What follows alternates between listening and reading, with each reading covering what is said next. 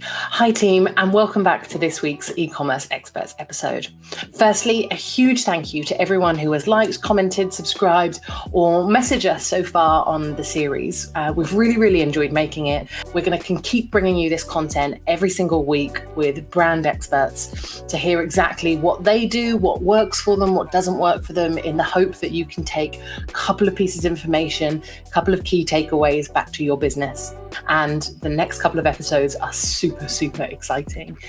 This week, we have Jessica from Kimai joining us. Now, not only is she Forbes 30 under 30, but she's also founded this ethical diamond company, which is really interesting for the simple fact of they lab produce diamonds. We particularly focused this week on the Meghan Markle effect and what it was like for them getting to that size, Meghan Markle endorsing their brand, how they have tried to replicate that and what has or hasn't happened as a result.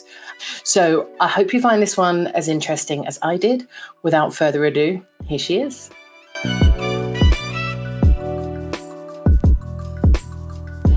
Well, thank you ever so much, Jessica, for joining us today. I really appreciate it, particularly given how busy you must be right now. I'm so sorry. With the world opening up again. Yeah. Busy time for retail. And I imagine Q4 is your biggest quarter? Definitely. So Forbes 30 under 30, it's an impressive title. I'm imagining you never set out to be on the list. Not really, but I think like any entrepreneur kind of like look up to that list because it's what the industry is looking up to. So yeah, I think it's exciting, but at the same time, like we were the year that COVID happened. So like we weren't able to do any events or anything like those. So I think a lot of people aim for it because it's well known in the industry, but yeah. Definitely. You'll have your time. So when you in Sydney set up Kimai, were you going in there planning to disrupt the industry, or how did it come about? Because not many 20-somethings decide I'm going to set up an ethical diamond business. It's unique. Yeah, I think definitely that was the goal because Sydney and myself, we both come from diamond and trading families and jewelers. So we've always been around diamonds and jewelry, always seen firsthand kind of like the importance of it because jewelry is very emotional. It comes with a story behind the memory of a person, of a moment, etc. But at the same time, it also made us at the forefront of all the controversies from blood diamond to child labor. We really just felt that many industries were evolving with us as younger customers, but that industry was one that has never evolved with us in terms of transparency, in terms of like marketing, the way they talk to their customer, always targeting men, etc. So our main goal was how can we keep that importance of jewelry and make it more transparent, more ethical, and more relevant to us as younger customers today. So that was definitely how we started the brand. The main mission, and it still is our mission, is really to change that industry mindset, change the way the supply chain, and educate the customers. Amazing. So just for those of us that don't know, can you muse us on what the difference is between a lab-grown diamond versus a mined diamond? Yeah, of course. So basically today, thanks to technology, we're able to reproduce the mining environment in a lab. And actually a diamond is made 100% out of carbon. And by reproducing the environment, which means it starts with a carbon seed and we grow it in a high pressure and high temperature environment, we're able to grow those diamonds in the exact same way as they would under earth, but in a more controlled environment, meaning that those diamonds are chemically and physically identical. It's impossible to tell them apart. Even a diamond trader or a certified gemologist won't be able to see a difference. And yeah, there's only one very specialized machine that can differentiate one from another. But it's important to note as well, for example, the FTC in the US has changed the definition of a diamond by taking the word natural out of it, really showing that like a lab-grown diamond today is a diamond. Wow, that's amazing, actually, that only one machine can tell the difference. You would have thought, like anything else that is chemically produced, that you would be able to identify the difference. So that's really quite special. Is it, I appreciate that I've seen an interview before where you mentioned that a typical diamond will exchange hands 10 times before it gets to its owner. And there is the huge ethical piece around people who are mining diamonds and workers' conditions. Is there any other sustainability benefits of a lab-grown diamond over a mined diamond? The main points are definitely like, firstly, the environmental impact. So in order to get less than 1 carat rough diamond, you need to dig deeper and deeper nowadays, relocating complete population and really leaving a huge hole on earth. Then secondly, as you just said, like the social impact is huge as well, because like children are working in mines, they're very poorly paid. There's a lot of issues like with blood diamond. Although there's new regulations that came into place, there's a lot of loopholes and it's very hard to control. And then of course, like the transparency in general from the mine to like the end customers, it goes through more than 15 hands and you just don't know where it comes from. So those 3 points are like the most important for us and something we really want to make a change. So you consider yourself to be a sustainable brand? I don't like the word sustainable because I think it's like an overused word in general in marketing, in fashion, in any industry we're talking about. But yeah, we consider ourselves being like a transparent brand, an ethical brand, that we're not perfect and we never claim we're 100% sustainable, because I do think that like creating a brand, anyone that creates a brand can't be 100% sustainable because you're creating a new product. The main thing for us, it's about like educating ourselves, figuring out ways to do things better, and even as a brand, further improving over time. So yes, we're an ethical brand. We have complete control over the supply chain. We know where our diamonds come from. They come from a lab where the energy is mostly renewable. And this is something that we want to further improve as well. The jewelers are all based in Antwerp. We all know them personally. We visit them daily, etc., which makes us kind of, more ethical alternative. I don't like the word sustainable, but I would say that's the way, it's described today at least. But it's also... So we'll use the word ethical instead. Ethical and transparent. I think for us, it's about being transparent, being super honest with our customers. If someone has a question, we're here to answer it and not hiding anything. And that's what we're here for. And in the not hiding part comes also the fact that when we're not doing something 100% sustainable, we'll say it. And the reasons are because we're in an industry where it's hard to have everything 100% sustainable. If you think of packaging for most brands, like it's very hard to have 100% sustainable packaging. So that's something we're honest about with our customer and figuring out ways behind the scenes to like improve it further. And I think as the economy becomes more green, that'll be more accessible to you, right? Because 100%. You are a relatively small band in a very large marketplace. And actually, as we had Bybee, the beauty brand, on, and they were saying they had to lobby together to get the manufacturer to change. Mm-hmm.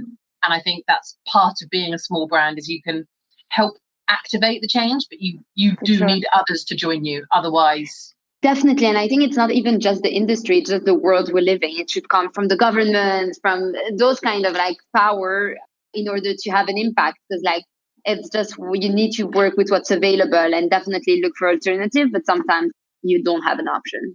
Don't get me started on the government. We'll leave that for another day.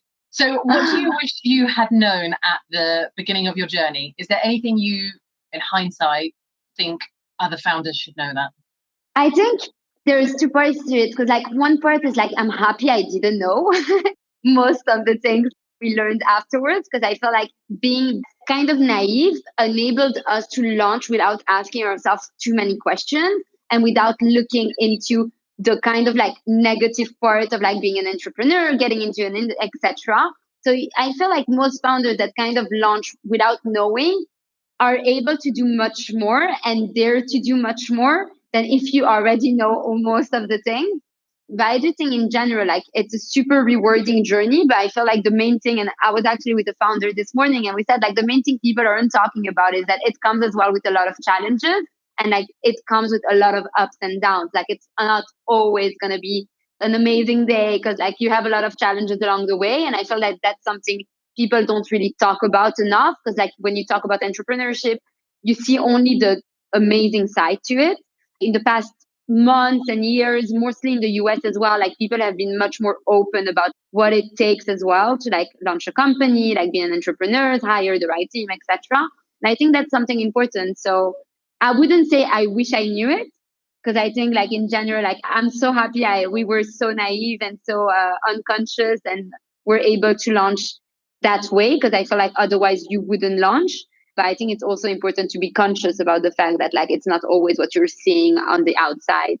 It's interesting. Holly Tucker, the founder of Not on the High Street, said exactly the same thing. She said, I wish I could be that naive again, because I would be able to found another business in a heartbeat. But unfortunately, I'm now a worldly place. I can appreciate that entirely. And actually, you guys have done a round of seed funding. And so no one can be prepared for that. Based on everything I've heard, no one can understand how demoralizing and how much of a rough experience it is trying to get the funding to take your business to the next level. So yeah, I think you're absolutely right in not wanting to change it, but we shouldn't glamorize it. We shouldn't glamorize the fact that entrepreneurship is all Lamborghinis and selling your business for 300 million. It's definitely there are more rough days to start with, for sure.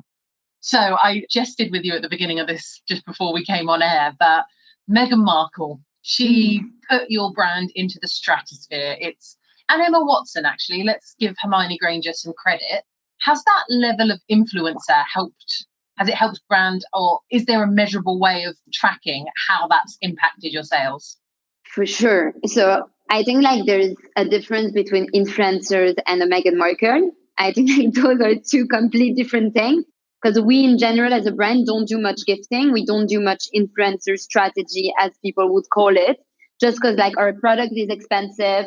Social media is overcrowded nowadays. So it's really hard to measure the impact of it. You can measure it with the number of followers that you're going to earn from it, but it's going to be very hard to measure it with sales unless you give a discount code, which we're not in the business for. But in terms of Meghan Markle, definitely. The main thing for us was like we started the brand with very little funding. So like if we look at our website back then, like I'm ashamed of it because we really started to test out the market, like launching a few pieces, a very simplified website, and then see how things goes. At the beginning, it was really just friends and family trying to like make a name for ourselves, but really, a super small community without having money to spend on marketing. And so our only strength at that point was really getting in touch with the right people. So like talking influencers, celebrities, and doing so by hustling, figuring out the right email, the right contact, sending emails, telling them about our story, etc. And so at that point, like Meghan Markle, when she wore our pieces, it was only 2 months after our launch. So yeah, so like we didn't have anything before. It was really like friends and family, some small sales. So the day she wore our pieces, we saw the impact on sales straight away. So that's definitely measurable. But in general, I think it's trickier usually to measure it. And that's why I say like there's a huge difference between like any influencer and the Meghan Markle kind of impact. So you wouldn't have seen the same level with Emma Watson, I'm imagining, because Meghan Markle was, at the time that you got the coverage, the person across absolutely every page. The main thing is like Emma Watson is not as mediatized. Meghan Markle is super mediatized. And there were a few impacts. Firstly, it's like she's super mediatized, like everything she wears is going into press. Secondly, it was the first event she went to with her baby bump. So even more mediatized than usual. And thirdly, in the fine jewelry and fashion industry, lab-grown diamond has been a topic, but like still very unknown. And back then, like most people never heard about those diamonds, and a lot of people were still questioning it. And it's the first time that royalty was seen wearing lab-grown diamond. So there were those three kind of aspects that really pushed it even further. And Emma Watson, she's amazing. Like for us, it's a great accomplishment to see her wear our pieces, but she's not as mediatized. She's more behind the scenes. So like if someone knows she's wearing our pieces, is through like maybe us reaching out to press to let them know rather than like it's coming straight away from her. That's really interesting. And it's good to know that that's how you use it, because I think it's a piece of, not true influencer, but it's a piece of influencer strategy that not everyone knows. Not everyone realizes that the way you get that coverage is by telling the press. For sure. Yeah. Whereas the majority of the time, they wait for it to come to them and they expect the press to have done the research. And equally, it's great that you go out and reach out to these influencers to work with you beyond gifting. I think you say you don't have a core influencer strategy, but the fact that you reach out to partner with the right people is, again, the right approach. Definitely. No, Meghan Markle, she bought the pieces because like she can't accept gifts. But in general, I think in general, it's about figuring out ways to get the word out there. And definitely press loves seeing famous people like wearing your brand. So it's a great way to create a story. And you need to like feed them with different stories all the time. So it's all about, figuring out what's going to work at what time. Personal question. How did it feel for you 2 months after launching to see the biggest female celebrity in the UK wearing your pieces? Honestly, I think for like a week we were in a bubble. Like I didn't understand what was happening to us because like my co-founder was still in her full-time job and the team was me and her. So we delivered the pieces. We were like, okay, she's gonna wear them. So like every day for a month, and that happened a month after our launch. And like every day for a month, we were Googling Meghan Markle. Where is she? we're waiting for it. And at the same time, you have hope, but you don't know if she's gonna wear them. At one point, we're like, okay, let's make, so we don't have inventory. Everything's made to order. So we're like, let's make some stock just in case she wears them. Like, okay, let's make 7 pieces. We never know if she wears them. And then when it happened, we were in a meeting and then we get a notification on Instagram. I think like one of the news outlets tagging us with Meghan Markle in the same sentence. And I become blank. And like, I'm like to my co-founder to Sydney, I'm like, we're in a meeting talking to someone. We just couldn't talk anymore. And then what happened next is like we had a lot of sales and like we needed to fulfill it. And we were the one doing all the logistics. We were the one packing, sending it to customers. So I think it was a month of sleepless nights, but at the same time exciting. And at the same time, we just didn't understand what was happening. That's amazing though. And it's a lovely story. It's obviously a moment that will stay with you forever because it had such a profound impact. Did Sydney get to give up her job after that? Yeah. Definitely straight away. Wow. That's another milestone then. You had 2 full-time employees from that point onwards. Yeah. Wow, that is such an amazing story. Now you're doing engagement rings and you're starting to branch out to perhaps potentially more expensive, more emotive pieces. How do you manage to hold the customer's hand through that journey online? Because without getting the opportunity to try it on in store, you're asking for them to spend quite a lot of money. Definitely. And to be honest, we didn't plan on launching engagement ring that early on.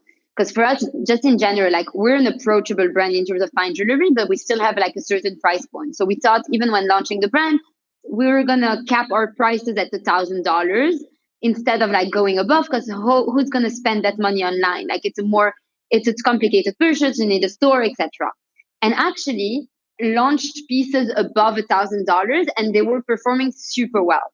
And then when COVID hit, what happened is like we got a lot of demand for engagement ring. Firstly, people are becoming more and more conscious. So we were really looking for an alternative, which is lab grown diamond. Secondly, most stores were closed. So most people didn't know where to go for engagement ring because all those big brands don't have an online presence. And actually, in terms of lab grown diamond, our role is to educate the customers. And in terms of education, we thought, okay, it's easy to educate them with more affordable pieces. Engagement ring is going to be a trickier one. Like it's going to come much later down the line. But actually, the industry has moved much faster than expected. There's more education about the topic and demand came in. And that's how we took the decision to like launch it almost a year ago. But the main point with us, and I think why people trust us in making those purchases online, is that we offer a service. We're not just here, like go on the website, figure it out for yourself and purchase it. What we do is we get on calls with customers. We make it like, for us, what's important is really the personal relationship with our customer. We want to know them, like what are they looking for? If it's based on budget, on wants, on design, and we're here to like walk them through the entire process. And it's a very personalized process. And we can create engagement ring bespoke that aren't on our website. So I think in general, like our customers, why they trust us so much, it's also because we are super approachable. They can call us, they can Instagram DM us, we'll answer them. Like we'll meet up with them if needed. If we're in Paris, we'll meet up with clients in Paris. If we're in New York, we'll meet up with clients in New York. And really want to keep that personal kind of touch, which is super important. That is really important, and it's unheard of because it's exemplary customer service. You're going out of your way to meet up with them in cities you're not necessarily in. It's a lovely personal touch. Do you think it's going to be feasible as you grow to continue? Definitely. The main thing is like most of the sales of engagement we've done then online. So like the Zoom kind of like side of things, people are getting used to it, and people are getting used to spend much bigger average order value online.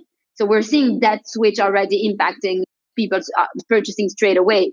But over time, having like stores in our main key locations is going to be important as well, like to meet clients for those that aren't as comfortable as others to purchase online. and continue with those one-on-one meetings is going to be a key part of our business. Yeah. I've got to ask as well, what courier do you trust with your jewelry? Because I imagine returns and lost items could make or break a business like yours. Yeah. So we trust DHL. We're not paid for it. No. But yeah, we trust DHL. Of course, you might have issues, but we haven't seen many. We also insure all the packages. And luckily enough, we don't have much returns at all. So I know it's not a sexy question, but let's be honest, it can really damage an e-commerce brand. And with the value of items that you're sending out, I ordered a very expensive item the other day and I found it weird that it was being delivered by DPD. Not because I don't approve of DPD, but I just kind of thought, I get my Amazon parcels from DPD. Yeah. I'm not sure how I feel about having a £2,000 object coming with DPD. Yeah. Do I trust them? Yeah, no, I agree. I think it's an interesting topic. I think you can see it with Net-a-Porter, how they do it for I think it's Premiere, where you have someone with a suit coming and shipping it for you. I think it's definitely something to look into later on. But as a young startup today, it's also about what's feasible and also about what's secure. And I felt that definitely it's one perspective, but at the same time, how the world is evolving, people are so used to purchasing online. As long as the packaging offers the experience you're looking for, you don't really wonder too much where how it got to you, kind of as long as it's secure, where it requires signature for all the parcels, etc. Definitely an interesting topic to look into for the future. Of course. And so how many countries are you selling to now? So our biggest markets are US, France, and UK. So those are our focus. We do sell all around Europe and sometimes have some weird location abroad, but those are our three main markets. So not actually in Belgium, the home of where you make... Yeah, actually Belgium, but I count it into France. So it's France and Belgium. To be fair, it's diamond home of the world. So I could understand if you didn't sell there because there might be a slight biasness towards the archaic traditional mined diamond. It's just interesting because I thought it was fascinating that you're in London and actually where it all goes on. It all happens in Antwerp. Exactly. So your website talks quite a bit about transparency. You touched on it earlier. How important do you think transparency is to a consumer today? It's key. I think it's definitely key. What I often say is we're the generation that wasn't conscious. We learned and are still learning and are educating ourselves. And it's becoming more and more important for our generation. But for the younger generation, I feel old saying it, but the younger generation, it's not even a question. That's what they're looking for. They want the answer. They have access to all kind of information in a second. And they just want the answers about where their things were made, where it's coming from, etc. What we're seeing is definitely going into the engagement ring market. That's where it's the people that come to us for engagement ring. They came to us firstly for the lab grown diamond aspect and therefore transparency, sustainability aspect. Secondly, definitely for everything we're offering on top of it. But you wouldn't make that kind of purchase if you weren't interested in the transparency aspect of your piece. I agree. And actually your generational point, I think, is very on point because actually you're right. We can find our parents come from a generation where they couldn't find everything out at the click of a button. We can now find out how ethical a business is, how they treat their staff. I mean, look at the recent Brewdog scandal. It's a classic example. There's so many. Yeah. It doesn't take 2 minutes for that news to get out. Well, thank you ever so much for your time. I really appreciate it. We always end with the same kind of question, and that is, what's your favorite e-commerce brand right now, other than Kimai, of course? Of course. I have so many, but I think one, because they just launched their new campaign and I think they're doing amazingly well. It's called Emotive, which is a New York-based brand. They also have a store in New York. And their art direction is so on point and really, really inspiring what they're doing. But then there's loads of small businesses I love. There's a brand called Riley Studio in London. There's a brand called Gia, which is non-alcoholic spirit in the US. Crown Affair, which is for hair care. I'm looking at all those young female founded startups that I really look up to. Female founders are the way forward. Yeah. I love it. And if you could ask our next guest on our podcast one question, what would it be? So my question would be, how do you keep sane with everything happening? How do you do it? I like that. I think that's a really good question. Ironically, Dave's question, the one before, was where is your favorite place? Where's your favorite place in nature? Like, where is Love where is that. it? Where is your favorite place in nature? So last year I went for like a 3-day trek in France in the mountains, and that was amazing. Yeah. Oh, yeah. Okay, Yeah. that sounds pretty beautiful. It's Super nature, because I think like beaches are super nice as well if you're on an empty beach. Like being in the mountains in the middle of nowhere, it's like meditation. You didn't know this, but that was the perfect answer because Dave is the founder of Alpkit. No way. Yeah, genuinely. Yeah, he founded, which is a sustainable, a very ethical brand that offers low value outdoors equipment and outdoor clothing. Amazing. So hilarious that you then said the Alps. I'm going to tell him that and he'll love it. Thank you so much for having me. No, I really appreciate your time. I can't imagine how busy you are, but please say hello to Sydney for us. And I hope you have a really good, productive afternoon. I will. But thank you so much. And hopefully we'll meet in person one day. Yes, please. When you launch that store, I'm there. I'll let you know. I'll definitely let you know. Thanks, Thank you so much for your time. Talk to you soon.